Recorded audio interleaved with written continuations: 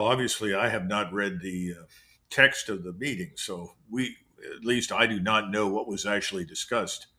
What we know is that the last time there was a meeting in Anchorage, that President Trump and his team showed up and expected to overwhelm their Russian guests with charm and hospitality, but they came with without any proposals, and they weren't prepared to discuss the proposals the Russians had made.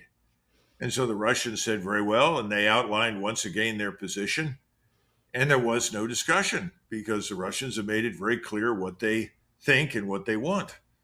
In other words, I think President Putin had hoped that we would read carefully and study carefully what they'd said so that we could come in and say, well, we studied 10 points. We're comfortable with the first six. We're not comfortable with these four. We'd like to talk about those and find out if there is any flexibility in those. But that didn't happen. Now, perhaps this time there's a willingness to do that. If there is, that would be good news. But thus far, President Trump seems to be most influenced by the last advisor he speaks to. And the last advisor he speaks to inevitably urges him to be tough and hard and quote unquote stand up to the Russians and reminds him that we are the most powerful nation in the world and ultimately they have to do what we want. Well, that's all nonsense, as you and I know. But unfortunately, that's where we've been in the past. So all we can do at this point is hope for the best. And the best would be a substantive discussion of what the Russians have proposed. Because I think they would appreciate that. That demonstrates that we actually care what they think, that we respect their national strategic interests. We've never done that. We've acted as though they have no legitimate political interests whatsoever or national security interests in Ukraine, which is nonsense. So that's about as far as I'm willing to go. We'll have to wait and see. Yeah, it's shocking, isn't it, when you look at the Trump administration's handling of this, given the fact that, I mean, we could be looking at the possibility of nuclear war or at the very least a sharp increase in tensions. And I do want to get into the Tomahawk conversation a little bit because I know that Zelensky is on his way to the White House. He's going to be pushing for it.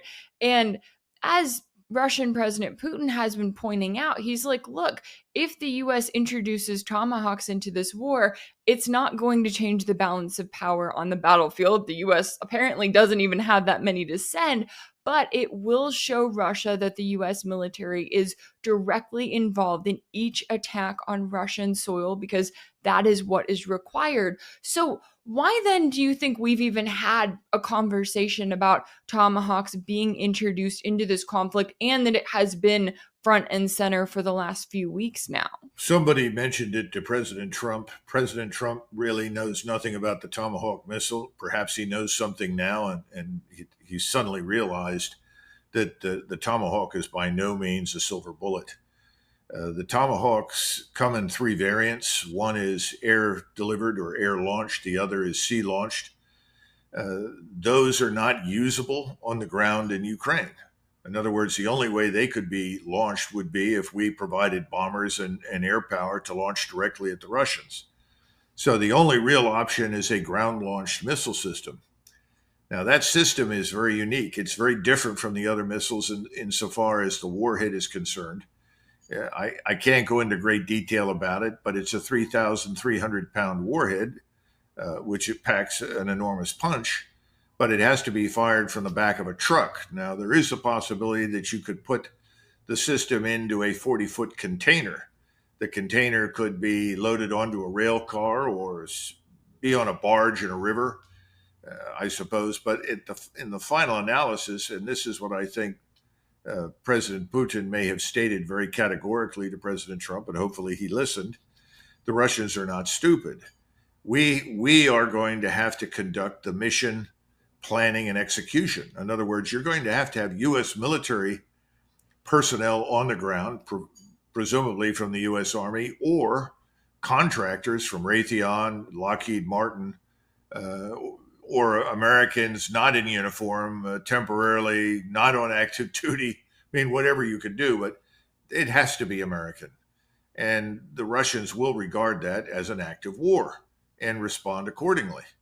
Now, I'm sure that President Trump did not say that in a state of rage or uncontrolled passion, because that's not his way of doing business. Yeah, I think he just said very straightforwardly, "We will treat this as an act of war." And there's always the outside possibility that you could mount a nuclear warhead on a Tomahawk. It would be a bad idea, but President Trump has not stated categorically that we will not initiate a nuclear strike. He should, and make that abundantly clear right up front. That would help enormously. And finally, as you point out, we estimate that we have between 20 and 50 missiles that we could fire. Presumably, these are the ground launched variants. And that's not very much. And the probability is very high that Russian integrated air defenses would shoot most, maybe even all of them down. But the problem is, what do you do if one gets through? What do you do if it strikes a nuclear power station? What do you do if it falls on a civilian population? Even if you planned it to do other things, those things can happen, and the consequences for that kind of action are severe. So hopefully, President Trump now understands that clearly and has been willing to reconsider. But again, I don't know who he's going to send, who's going to speak for the administration. I haven't seen much evidence for anybody in this White House. I wasn't very impressed with the last bunch, but I don't know that we have anybody in this administration who is really qualified to talk in detail about these kinds of things. So we'll have to see. At least it's encouraging insofar as it postpones another stupid decision with stupid consequences. Yeah, as you're describing it there, I'm going, of course, Russia would see that as an act of war, right? Of course, Russia is watching the US continue to escalate. And I know that, Putin typically has a very measured approach of kind of letting him know, hey, we're pointing it out to you that we see exactly what you're doing. But as you're also describing there, I believe in the statement from Trump, he mentioned Secretary of State Marco Rubio is leading the delegation of high level advisors that's set to happen next week. I don't look at Marco Rubio and have confidence that we're ever going to see a reduction in war. I look at him as a hothead who's going to take us to more and more war. Given that, and given the fact that you have Zelensky coming to the White House tomorrow, what are your concerns for the ways in which the Trump administration could still latch on to escalating this, even as we do have these talks with Russia coming up? Well, we have never recognized Russia's legitimate national security interests in Ukraine. We've treated the Russians as though they have no right to defend themselves. We've pretended that what's happened in Ukraine is an accident of history which is of no interest to us. We have never accepted responsibility for this regime and the terrible things that it's done, not only to the Russians, but its own people. And we have never stated categorically that, yes, we've had a hand in planning and executing most of the failed ground operations in Ukraine, which has cost the Ukrainians 1.7 to 1.8 million dead in Ukrainian uniform. So I don't know what we can expect. Senator Rubio is an intelligent man. He's not stupid, but he is an acolyte of Bill Kristol's. And Bill Kristol is a very prominent neocon and probably globalist. It's the same school of thought, essentially. So I don't know what we can expect. Again, as I said earlier, I don't know who else is going to be part of the delegation. But if we're going to go in there and make demands and reject the idea that what happens in Ukraine is existential to Russia and not to us, I don't know how far we're going to get. Yeah, when you have the US acting as though, the government in Kiev just kind of fell apart in 2014. We don't know what happened when they know exactly what happened. And that brings me to the next conflict that I want to bring up here, because I know that Trump also confirmed on Wednesday that he has authorized the CIA to conduct covert action in Venezuela and said he's considering strikes on Venezuelan territory. Are we headed for, I know he's talking about all of this peace right now, but it sounds like we're headed for another war here. Is that how you see it? Yes. No one is asking hard questions about the real purpose of American military action against Venezuela or the potential strategic impact on the United States, good or bad.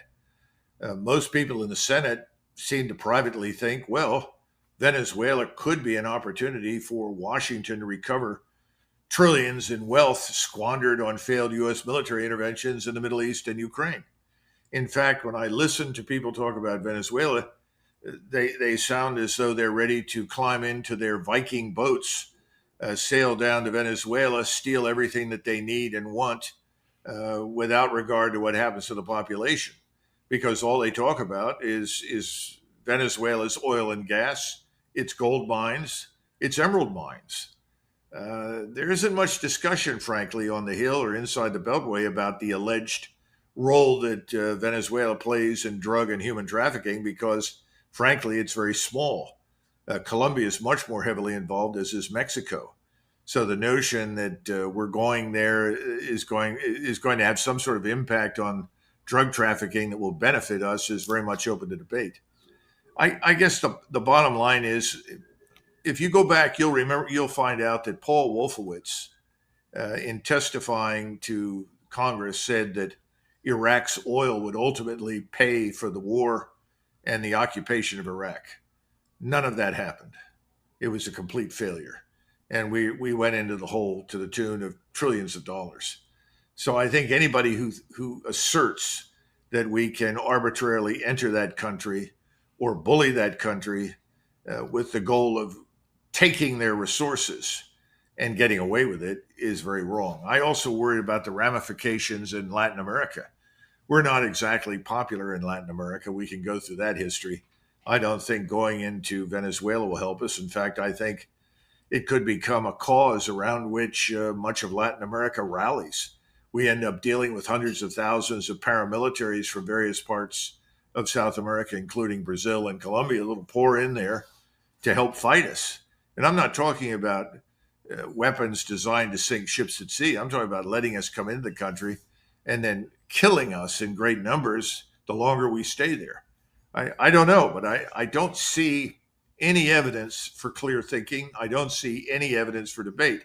I do see a lot of evidence that the CIA is very, very excited about this and strongly supports it. Yeah, the CIA is like, finally, we get to do something. Well, I say new as if they haven't been targeting Venezuela for a number of years now, but they at least get a new version of the operation. And as you're describing it there, I'm also reminded of a recent Politico article in which they quoted their anonymous officials who said that the Trump administration was very intentionally using these allegations of drug trafficking to paint Nicolas Maduro as a terrorist, as the head of a drug cartel, in the hopes that it would get the MAGA movement on board, that they would pass right through the no more wars, I'm going to end the wars, and go towards, oh, well, drug trafficking, concerns about our border here in the US, and hop on board with it.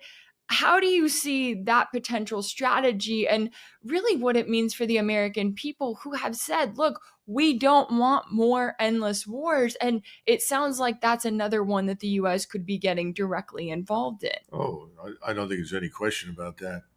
Let's go back and reflect on some things. In the mid 90s, late 90s, we became enamored with this notion of regime change. We directed it initially in Bosnia Herzegovina at the Serbs. Subsequently, we resumed this process in Kosovo.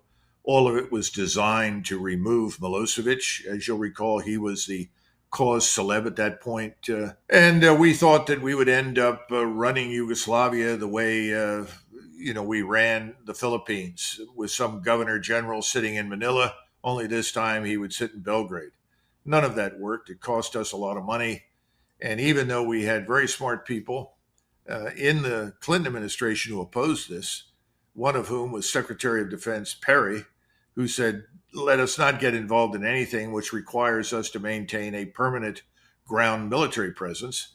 That's exactly what happened. And we have been caught up in this web of deceit and stupidity in the Balkans ever since. And you move on beyond that. It wasn't enough to go into Afghanistan and remove or kill Osama bin Laden and his crew. No, no, no, no. We had to go in there and take over the country.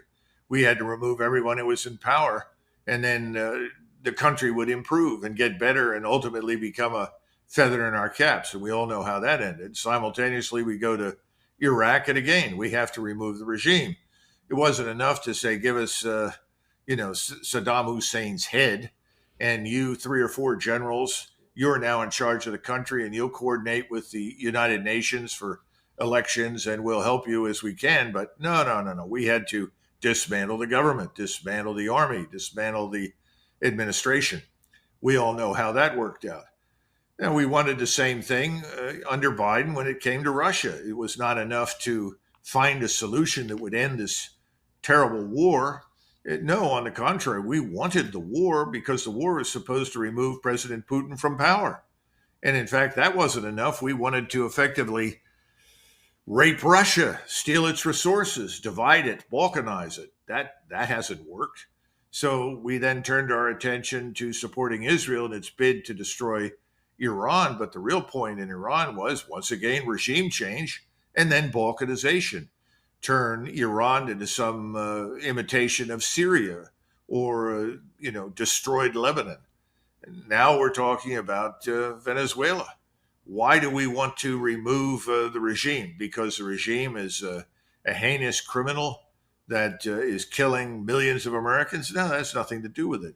Seems to be all about resources. And that's why I said go back and remember that in March of 2003, Paul Wolfowitz, who was then Deputy Secretary of Defense, assured Congress that Iraq, through its oil revenue, would pay for everything, pay for reconstruction, pay for our occupation, pay for the war.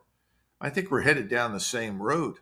And the only solution, I think, is for the American people to throw everybody out of office who sits in Washington, because I don't know what else you can do. Yeah, at this point, I don't know that there's any fixing them or any solving this problem with the current people that are there because they've learned how to play the game. And clearly, as you're noting there, they have a blueprint that they use time and time again. Now, while I have you here, I do want to get into Iran a little bit because I know we have ongoing concerns that the US and Israel are preparing for the next phase of war against Iran, especially as there's now a ceasefire in Gaza, as you have Trump declaring the war against Hamas over, at least for the moment. What are your concerns about the US engaging in further war against Iran? And is that something we could see as early as Christmas of this year? Well, first, let me touch briefly on the ceasefire. I don't think the ceasefire is even turning out to be a pause. That was about the most that you could expect from it. The notion that we're going to now enrich the Trump family, Mr. Kushner, Witkoff, or anybody else involved in the reconstruction of, Gaza, which really amounts to turning it into some sort of Las Vegas-like destination.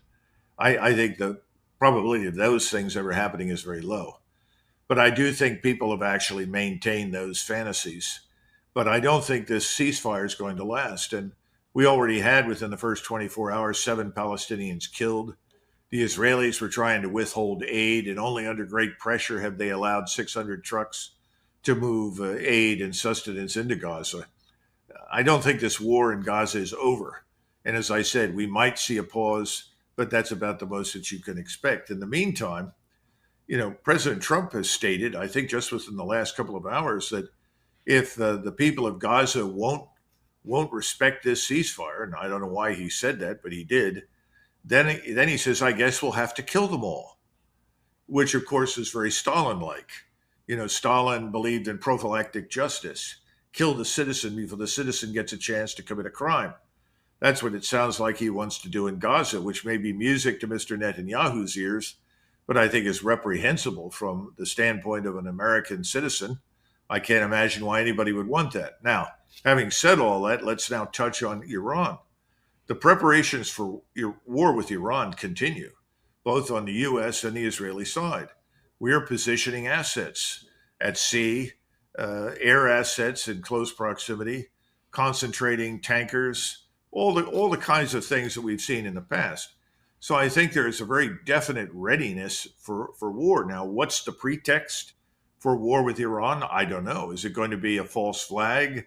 I mean, we certainly saw that twice in Syria that precipitated cruise missile launches into the desert sands there back when President Trump was in office the first time. Rachel, I don't know, but I think it's going to happen. I'm a little surprised it hasn't happened already, but Maybe we had a pause here so that President Trump could burnish his credentials for a future Nobel Peace Prize. I don't know. But I don't think we're going to get to Christmas without this war. Now, there are other opinions. Alistair Crook has suggested, given the weather, that Israeli air power might not be as effective over the winter and therefore they may wait longer. I don't know, because Mr. Netanyahu's in a difficult position. His popularity in Israel is one thing, but Israel's position with the American people has certainly deteriorated. I don't think a complete break with Israel is by any means in the offing, but he's got to sit back and begin to ask the question of how long can I get away with this unconditional support from the United States? How many people can I ultimately control through whatever means, money and otherwise, on the Hill? I don't know the answers to those questions, but I'm sure he's asking those. So, yeah, I think it has to happen before Christmas. But, I could be wrong and they could wait longer. Yeah, it's interesting to kind of see that back and forth there. And I'm with you. It feels like they're preparing for something sooner rather than later. The last thing I want to get into is just kind of the state of the American people. Because as we've been talking about through this conversation, I mean, you've got Iran, Venezuela, still an ongoing proxy war against Russia, still neocons who want war with China, and so on and so forth. And then adding Gaza back in. And the American people, they're looking around and going, okay, it's almost been a year since the majority of them voted for the guy who told them no new wars, right? I'm going to stop the wars. And even now, Trump is kind of playing this charade of, oh, I've got, 6 or 7 peace deals. He's apparently solving conflicts that we didn't know existed. And he's still trying to keep that as the public front. I don't know if that all goes away just because he didn't get the Nobel Peace Prize, but how do you view the state of the American people and kind of their awareness about what their government is continuing to do, no matter who they vote into office? I think the American people are aware of rising inflation. I think they're aware that the economy is fragile, though they may not understand the particulars or the details. They're looking at their way of life. They're looking at the criminality. Contrary to popular belief, I think lots of Americans who live close to large cities and have experienced criminality are welcoming many of the things that President Trump wants to do. But even those things don't come across as well planned, well orchestrated. I haven't seen President Trump take to the airways and try to build support for the policies he wants to follow. I think he likes rallies. He likes to go to rallies and interact with people that cheer him, make flippant remarks, exaggerate things, get into the plane and go home. I mean, that's kind of what he does. What he really needs to do now is the kind of thing that, frankly, FDR did in the late 30s, which is explain why are we doing what we are doing? Why are we going to help the British? Why are we taking the actions we are against Japan? All this for business. It never happened. It never happens now. It needs to. So that's problem number one. But there's something else here that we can't lose sight of, Rachel. And you're down there in San Antonio. You know this better than I do. Most Americans do not pay much attention to what happens beyond their borders. And most Americans think that war is something that happens on somebody else's soil. The possibility that they could be drawn into something and that they could suffer, their families could suffer, their cities, their towns could suffer, I don't think they believe that. So it worries me a great deal because we could end up in this seemingly minor intervention in Venezuela that turns into a giant quagmire. But that's the kind of quagmire that could visit us here at home.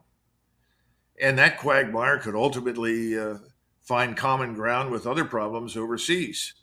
I mean, if you're Chinese and you're Russian and you're sick of the way that we have been treating them, and in fact, just before we started, I received a note from someone that said that President Trump has announced to everyone that India has agreed not to buy any more oil from Russia.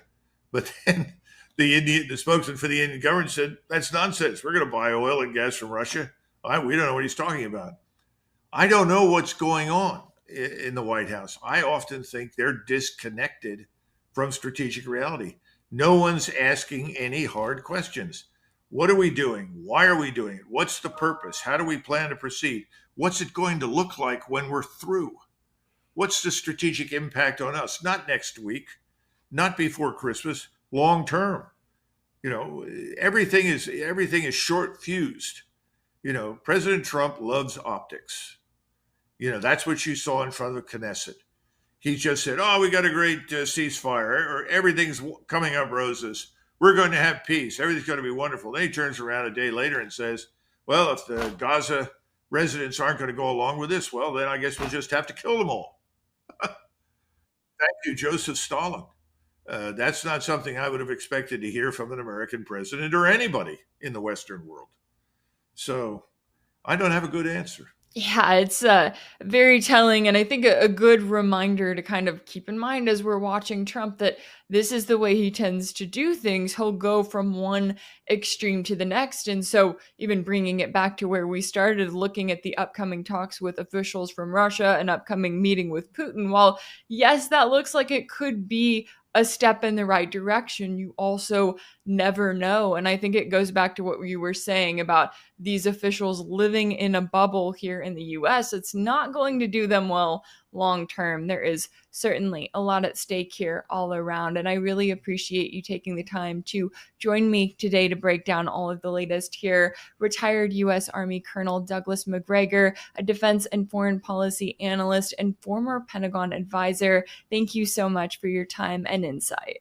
Sure. Thank you, Rachel. If anything in this video resonated with you, be sure to like it, share it with your friends, leave a comment, and as always, don't forget to subscribe. And if you want to keep up with all of my work, make sure that you're subscribed to my page on Substack.